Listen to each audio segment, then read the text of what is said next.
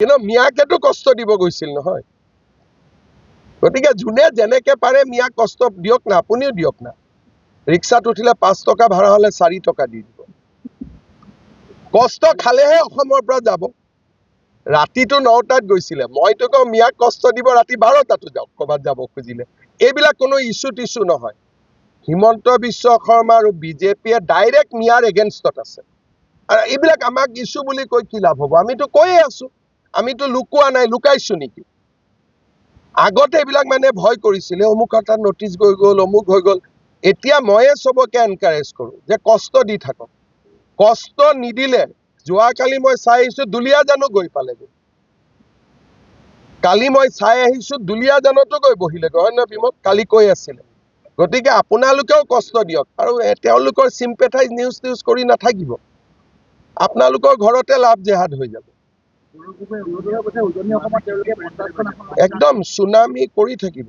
খালি সুনামি ৰিজাল্টটো পাকিস্তানত হ'ব। সুনামি ইয়াত হ'ব, ৰিজাল্টটো পাকিস্তানত পাব। আৰে মই ক'লো নহয়, 50খন আসন অসমৰ নে পাকিস্তানৰ?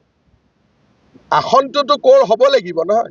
তেওঁক 1 মিনিটত বহি 50খন আসনৰ নাম সুধিবচোন, যে এটা কুইজ কৰো 50খন আসনৰ নাম 2 মিনিটত গাই দিয়ক।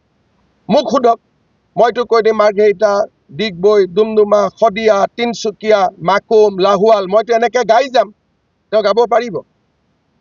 আপোনালোকে নুসুধে। তেওঁক 50খন চিটৰ নাম কাগজ নোচোৱাকৈ ক'ব দিব, যে অসমৰ 50টা চিটৰ নাম এখেতে কাগজ নোচোৱাকৈ ক'ব লাগে, মই মানি যাম। যোৰহাটৰে 10টা চিটৰ নাম কাগজ নোচোৱাকৈ ক'ব পাৰে নেকি, মোৰ ডাউট আছে। গতিকে জিকাৰ কথাটোতো বহুত পিছত আহিব। মই ক'লো না, নামনি অসমত ফিনিছ লাইন হ'ব পাৰে, তাত তেওঁৰ জাতি জনগোষ্ঠীবিলাক আছে। গতিকে মিয়াৰ ইলেকশ্যনটো তেওঁ জিকিব, সেইটোতো ফিনিছ নহয়। ফিনিছৰ ওপৰতো কিবা লাইন আছে নেকি? সেইটো পাবই তেওঁলোক। কংগ্ৰেছ সৰাসৰ মিয়া পাৰ্টি। এতিয়া মোকে ভয় খুৱাব কৈছে, ৰাতি 12টাত গৈছে অফিচত। মইতো কৈছো 2টাতো যাব লাগে। আৰু অফিচাৰ বিলাকে ৰাতি 2টা-3টালৈকে কাম কৰিব লাগে মিয়াৰ নাম কাটিবৰ কাৰণে, যদি পাৰে। গতিকে ইয়াত লাজ কৰিবলগীয়া কি কথা আছে?